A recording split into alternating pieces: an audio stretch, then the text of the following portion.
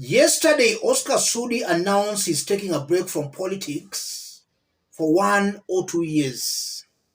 He went further to state that he might, after all, quit politics. We all know Oscar SUDI is a very close William Ruto ally and is seen as part of William Ruto's kitchen cabinet together with Farouk Kibet. In the height of Gen Z demonstrations, SUDI and Farouk Kibet were targeted in Eldoret, where their businesses were destroyed. So when he came out to announce he's taking a break from politics, while he has been a staunch Ruto ally, somebody seen as being part of the deep state, that caught Kenyans by a surprise. In this video, I want to explain some reasons why Oscar SUDI made those remarks and what he intends to achieve by making those remarks, and what those remarks portend for Ruto and for Oscar SUDI.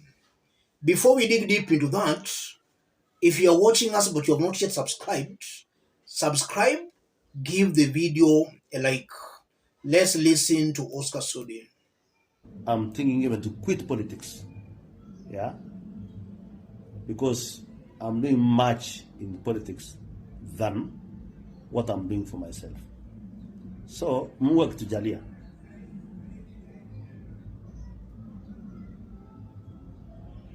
baada ya miaka moja ama miaka mbili, kwa sababu mimi I'm going for leave for 1 year or 2. Yes, that was Oscar SUDI speaking yesterday. In this video, I want us to understand what Oscar SUDI means and what he intends to achieve and what that portends for Ruto and his inner circle. The first thing I'm seeing here, that's Oscar SUDI's way of gaining sympathy from the ground. The attack on his businesses surprised him. Now that the attacks happened in William Ruto's home county of Uasin Gishu, an area we expect that even though Kenyans were rebelling against Ruto, that part of the country ought to be sympathetic of Ruto.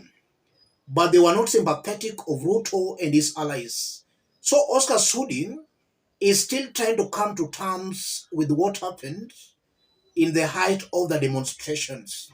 He's just trying to gain some sympathy from Kenyans and from his Kapsaret residents. That's why he's talking of quitting politics.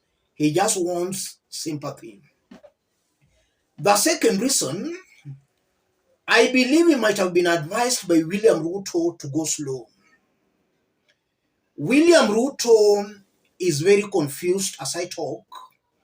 He also can't just understand or explain what hit him.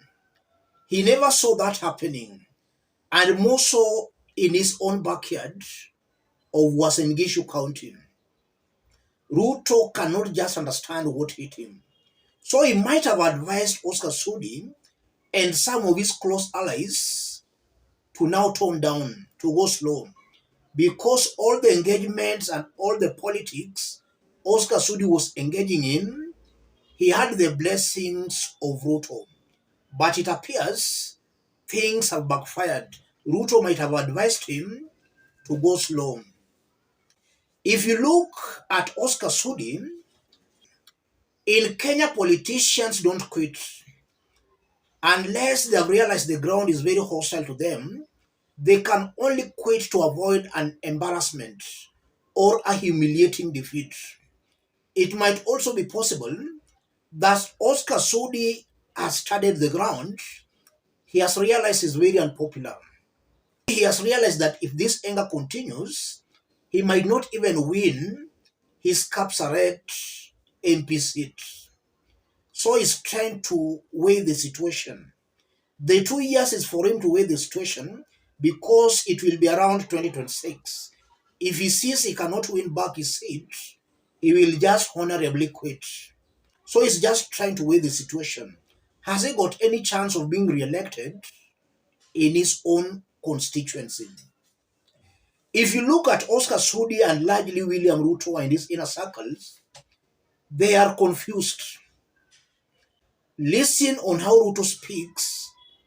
He's coming out as very confused leader. And most of his allies are also confused people. So that's their nature. They are always confused. And Oscar SUDI is just exposing that confusion live on camera. And above all, if you look at it from another angle, I've always maintained that any leader supporting William Ruto as time goes by, they will find the ground very hostile for them. And they'll be forced to make a U-turn or to go silent. I'm seeing an Oscar SUDI who has realized supporting Ruto is making him very unpopular on the ground. So he's just trying to take a break from supporting Ruto. In other words, Oscar SUDI might be quietly dumping or abandoning Ruto. That's also something I'm seeing here. So he's just trying to avoid Ruto in order to regain the lost ground. His association with Ruto is seriously working against him on the ground. That's also something I'm seeing here. The remarks by Oscar SUDI also confirms that the ground in the Kalenjin nation has changed.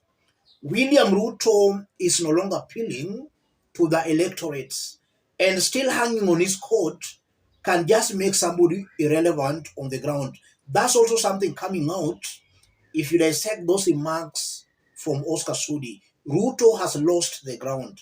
And that's why I've also been maintaining here that William Ruto will be the weakest candidate if at all he reaches 27 and decides to contest for the presidency.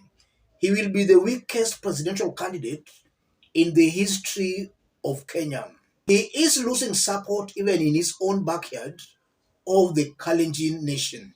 And the remarks by Oscar SUDI just confirms Ruto is losing support.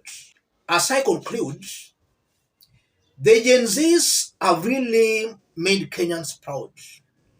They are really killing these tribal politics that our politicians have always used to oppress Kenyans.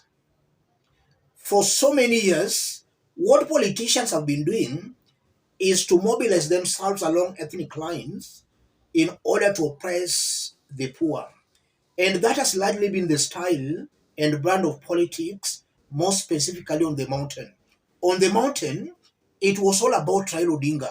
You just had to abuse Raila Odinga and the Luo community to be elected on the mountain. I just hope and wish that with this new awakening being exhibited by Gen Zs, all Kenyans should adopt this tribeless politics. We cannot allow our politicians to continue balkanizing us along ethnic lines. We demand leaders who are accountable.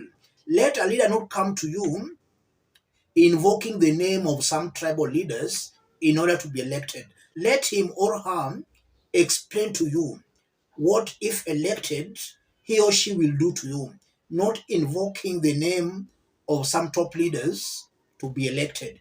And one way of knowing a sycophant is a politician coming to you invoking the name of a leader in order to be elected. If you make a mistake of electing that leader, that's a sycophant. He will only be serving the interests of the person who was invoking his or her name. So elect independent leaders, leaders who understand why the people are electing them. Don't elect sycophants. Oscar SUDI in the recent years has proved to be a sycophant, and his sycophancy is now working against him. The more Ruto becomes unpopular in the Kalenjin Rift Valley, the likes of Oscar SUDI are also becoming irrelevant. So leaders, their loyalty should be with the people, not with some top senior leaders. Let me stop it there. If you are watching us but you have not yet subscribed, subscribe, give the video a like. Any other person watching us outside Kenya, drop a comment, let us know from which part of the globe you are watching us from. If possible, subscribe, give the video a like. The remarks by Oscar SUDI are meant for sympathy. Oscar SUDI is just trying to distance himself from William Ruto. All that proves the ground has become very hostile for Ruto and his allies. Let's meet in our next analysis. Thank you.